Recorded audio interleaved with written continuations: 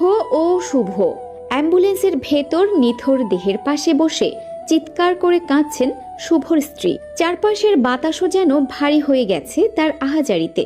মাত্র কয়েক মাস আগেই তারা বিয়ের পিঁড়িতে বসেছিল, একসাথে সংসার গড়ার, স্বপ্নের ঘর বানানোর হাজারটা পরিকল্পনা ছিল তাদের। কিন্তু ভাগ্যের নিষ্ঠুর খেলায় সেই স্বপ্নগুলো মুহূর্তেই ভেঙে গেল। আজ তিনি বিধবা, জীবনের প্রথম ভালোবাসা, প্রথম স্বপ্ন সবকিছু হারিয়ে এক নিমেষে ফাঁকা হয়ে গেছে তার পৃথিবী।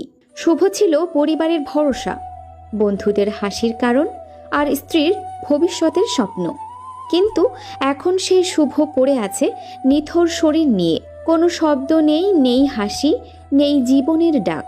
ফরিদপুর সদর উপজেলায় ট্রাকের চাপায় মোটরসাইকেল আরোহী শোভন শুভ নামের এক তরুণ নিহত হয়েছেন।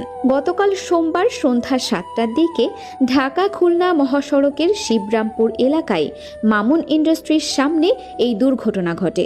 নিহত শোভন শুভ মাগুরার মোহাম্মদপুর উপজেলার মিজানুর রহমানের ছেলে।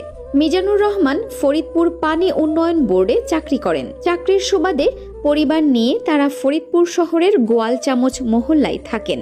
করিমপুর হাইওয়ে পুলিশ জানায় 3 বন্ধু মিলে একটি মোটরসাইকেলে করে রাজবাড়ির গোয়ালন্দ থেকে ফরিদপুরে যাচ্ছিলেন। পথে একটি রিকশা গলিপথ থেকে হঠাৎ মহাসড়কে উঠে আসে।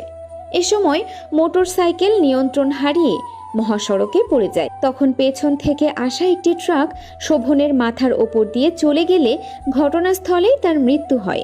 আহত 2 জন ফরিদপুর মেডিকেল কলেজ হাসপাতালে চিকিৎসাধীন। করিমপুর হাইওয়ে পুলিশের উপপরিদর্শক SI শফিকুল ইসলাম বলেন, দুর্ঘটনায় একজন নিহত হয়েছেন, আহত হয়েছেন 2 জন। চালক ট্রাকটি নিয়ে পালিয়ে গেছেন। এ ঘটনায় আইনি ব্যবস্থা প্রক্রিয়াধীন। একটি অসতর্ক মুহূর্ত, আর তাতেই শেষ হয়ে গেল একটি তরুণ জীবনের গল্প।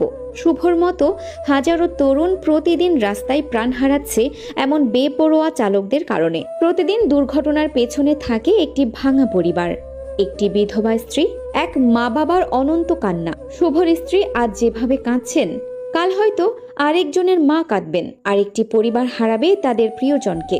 আমাদের এখনই পরিবর্তন আনতে হবে।